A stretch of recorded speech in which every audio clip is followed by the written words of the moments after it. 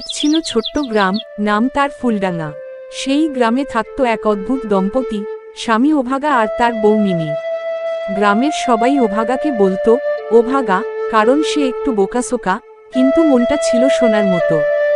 একদিন সকালে মিনি বলল, শোনো, আজ থেকে তুমি সংসারের কাজেও একটু সাহায্য করবে। ওভাগা খুশি হয়ে বলল, ঠিক আছে, আমি আজ সব কাজ করব। মিনি তাকে প্রথম কাজ দিল, ভাত বসাতে হবে। ওভাগা হাঁড়িতে চাল দিল, কিন্তু পানি দিতে ভুলে গেল। আগুনে হাঁড়ি বসিয়ে সে গর্ব করে বলল, আজ তো আমি দারুণ কাজ করছি।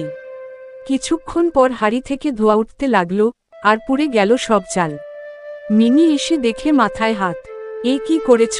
ওভাগা হেসে বলল, ভাত একটু বেশি ভাজা হয়ে গেছে। তারপর মিনি বলল, ঠিক আছে, তুমি গরুকে খাওয়াও। ওভাগা গরুর সামনে ঘাসের বদলে নিজের গামছা রেখে দিল। গরু গামছা মুখে নিয়ে টানাটানি শুরু করল। ওভাগা ভয় পেয়ে চিৎকার করতে লাগল, এই গরু আমার জামা খেয়ে ফেলছে। গ্রামের লোকজন দৌড়ে এসে হাসতে লাগল। মিনি লজ্জায় লাল। শেষে মিনি বলল, ঠিক আছে, তুমি শুধু বাজার থেকে ডিম নিয়ে এসো।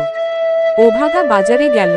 দোকানদার বলল, সাবধানে নিও, ডিম ভেঙে যাবে না। ওভাগা ভাবল, ভাঙবে না মানে শক্ত করে রাখতে হবে। তাই সে ডিমগুলোকে শক্ত করে চেপে ধরল। বাড়ি পৌঁছে দেখে সব ডিম ভেঙে গেছে, হাতে শুধু কুসুম আর খোসা।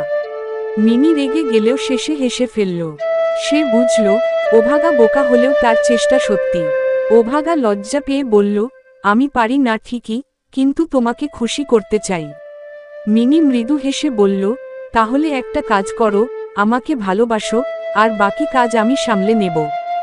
সেদিন থেকে ওভাগা আর বড় কাজ করতে যায় না, কিন্তু মিনির পাশে বসে গল্প করে, হাসায়, আর মাঝে মাঝে ছোটখাটো সাহায্য করে।